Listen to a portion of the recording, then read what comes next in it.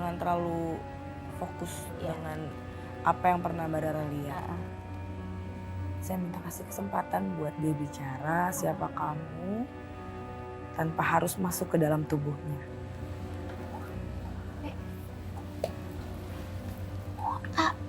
Saya bilang boleh ada di sampingnya. Tidak mungkin. Tidak mungkin. Tidak mungkin Mbak Rara. Fokus. Mbak Rara jangan pernah mau dikuasai sama dia. Mbak Rara. Mbak Rara.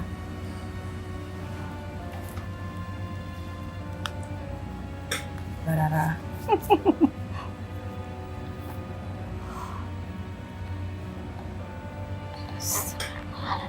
Istighfar Mbak Rara, istighfar Mbak Rara. Bisa, saya bisa. Istighfar Mbak Rara. Air putih, air minum. Kok bisa tiba-tiba nggak suka? Aku soalnya kan komunikasi kan. Karena tadi udah nempel, jadi emang sebenarnya aku udah ngejagain dari tadi. Selama Mbak Rara cerita itu memang sebenarnya dia udah usaha buat masuk karena dia mau menyampaikan rasanya dia terhadap Mbak Rara dan keberadaannya dia tuh dia pengen semua yang ada di sini tuh tahu gitu. Tapi memang aku tahan, makanya dari tadi selama Mbak Rara cerita itu aku selalu lihat Mbak Rara untuk nge-hold dia, jangan sampai dia masuk karena dia harus cerita dulu. Oke, gimana nih kan udah bisa dijelasin belum sebenarnya sosoknya seperti apa sih? Ya, sebenarnya yang tadi masuk itu yang komunikasi sama aku, yang aku lihat justru perempuan tua, Nenek-nenek. iya nenek-nenek, bungkuk, hampir bungkuknya tuh hampir nunduk banget gitu. 90 derajat. Iya, rambutnya terurai tapi ke bawah gitu. Dia pakai baju kebaya tapi yang sudah usang banget gitu. Jadi mukanya pun juga agak agak nggak bersahabat gitu ya. Mukanya itu juga tatapannya nggak baik, auranya juga nggak baik gitu. Ada juga tadi perempuan cantik kayak Putri tadi itu yang mungkin yang dari tadi dibahas.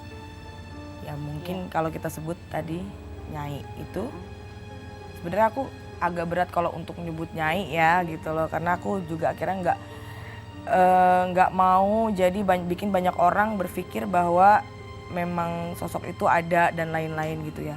Tapi kalau yang aku lihat sosok perempuan yang cantik ini bukan yang difikirkan selama ini gitu loh, bukan. Mungkin dia memang dari jalurnya selatan ya, tapi bukan Nyai yang kebanyakan orang. Bukan. Jadi Dayang, salah satu Dayangnya.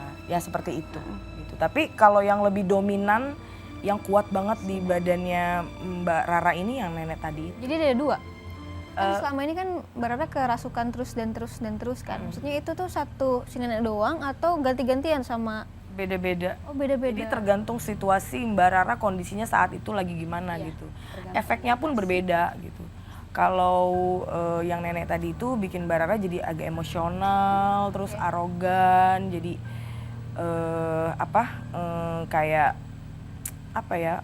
gak mau kalah gitu. Dari mana asal nenek itu? Kalau ini aku ngelihatnya justru bukan dari kamu dapat waktu kamu di mana ya. Ini kayaknya memang udah ada lama sama kamu, turunan kamu tuh dari keluarga kamu entah yang mana, akhirnya kamu punya ini gitu. Mungkin ya tadi kalau makhluk gaib tuh dibilang ngejaga pun juga aku nggak setuju sih, karena dampaknya pasti nggak baik soalnya gitu loh. Jadi kalau misalnya kayak gitu tuh pasti akan nangis karena hati tuh menolak tapi nggak bisa menahan gitu, gimana ya. Jadi Mbak Rara sempat bilang juga katanya kalau sekarang udah bisa menguasai diri ya. Udah bisa. Karena waktu itu 3 hari 3 malam itu kerasukan. Waktu di rumah yang lama kan akhirnya rumah itu saya jual. Nah kalau yang satu lagi Kak, apakah itu benar dari Pantai Selatan? Kalau yang perempuan cantik tadi yang aku bilang itu memang jalurnya dari Pantai Selatan, tapi apakah pertanyaannya Mbak Rara apakah dia dapat itu waktu dia datang ke Pelabuhan Ratu Ya, gitu pas kan? jalan-jalan ke sana. Enggak sih. Enggak ya. Enggak. Jadi emang ya benar ya kalau dibilang Mbak Rara itu harum, maksudnya tuh harum buat makhluk gaib itu ada daya tarik sendiri. Jadi tempat paling enak buat mereka tuh tubuhnya Mbak Rara, karena Mbak Rara itu sebelumnya memang bener-bener dikuasain mereka kan, dia nggak bisa kontrol dirinya. Jadi mereka siapa aja tuh yang kayak gimana aja bisa masuk tubuh Mbak Rara buat ngomong, buat menyampaikan hal yang salah, menyesatkan dan lain-lain. Itu tubuhnya Mbak Rara saat itu memang paling enak Oke. menurut mereka. Oke, kalau tadi dibilang stroke yang sebelah kanan ya? Ya, ini Stroke yang sebelah kanan dan sudah melakukan pengobatan juga Fisioterapi gitu kan, di rumah fisioterapi sakit, dan segala macam. Terus tadi Abi juga sempat bilang katanya bukan Iya. stroke. Nah itu tuh benar nggak sih?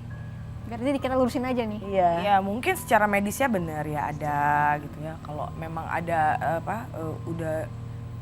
udah ke dokter dan ada diagnosanya gitu. Ada diagnosa. Itu pasti benar gitu loh. Tapi ya tadi itu sebenarnya bentuk nenek-nenek yang tadi aku bilang yang masukin Mbak Rara itu ya memang tangan yang sebelah kanannya pun tidak berfungsi.